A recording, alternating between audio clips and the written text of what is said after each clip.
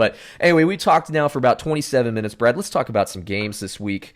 Let's just get right into it. We have Minnesota plus 7.5 at San Francisco to start off the playoff weekend. How do you feel about that one, Brad?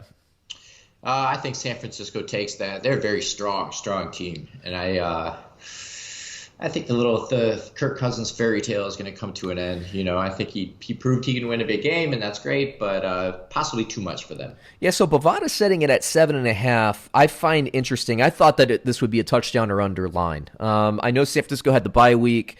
They get the extra time, they get the extra rest. I get that. Minnesota, to me, Matt, it's an interesting matchup, and I'll say this: Minnesota plus 7.5. My computers, which did pretty well last week, they are split down the middle on this. They call it basically a tie. So that's the way my computers would have had the line set as well.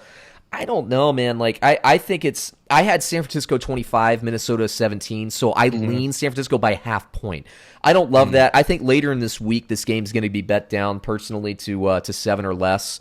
I think that half point will come back, so I would hold on this before betting. If it drops to 7, I'd take San Francisco on that, but I think it's going to be a tough game. Let me give you some numbers here, Brad. Just we were doing this last week. So away, Minnesota scores 26.5 points a game. They give up 21.8 points a game. At home, San Francisco scores 32.4 points per game, gives up 19.6 points per game. So you see San Francisco. Yeah, San Francisco's net's about 13. Minnesota's net on the road is about a 5.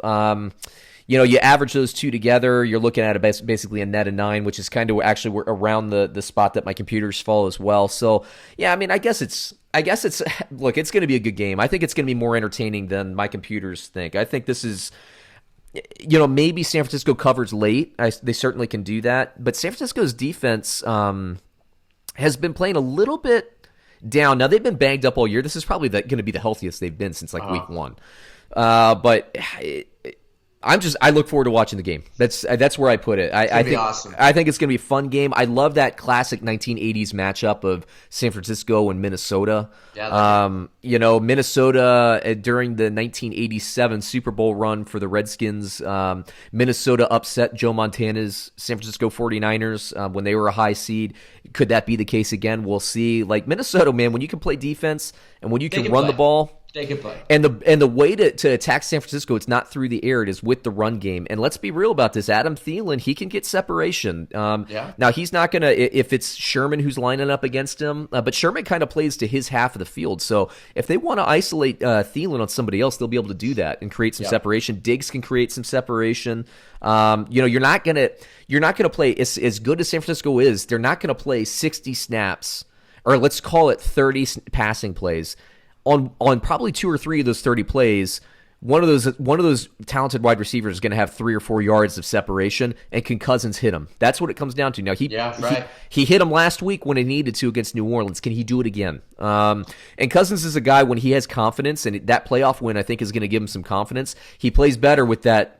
With that cocky, Conor McGregor walking out in the ring. Hey, I'm going to be rooting for him, man. I do, man. I like both. Dude, I love both teams. I mentioned, the Washington vindictiveness of me now being bitter thanks to Snyder ruining everything. You get Kyle Shanahan calling plays on the other side, who he should have been, and the Shanahan should have been coaching staff for a while. And then you have Minnesota and Kirk Cousins. But let's be real about this. Shanahan, I know it's years and years ago, but Shanahan knows a little bit about something about Cousins' shortcomings too, so some of that factors into it. It's going to be an interesting game. I'm going to love it as a football fan. I'm rooting for both teams. Honestly, the winner of this game, I know you don't feel this way because you're a Packers fan, Brad, but the winner of this game, I would love to get to the Super Bowl. But I also root hard for Aaron Rodgers too, just because I think a lot of people come down on him. We'll talk about that later in this episode. But yeah, let me get through quickly some fantasy stuff if you're playing daily fantasy this weekend.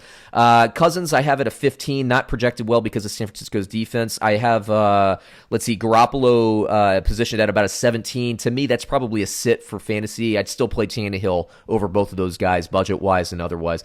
Dalvin Cook, I think, has a nice game. I think he gets in the end zone. For running backs for San Francisco, I don't love either one of them, but I like Mostert more than anybody.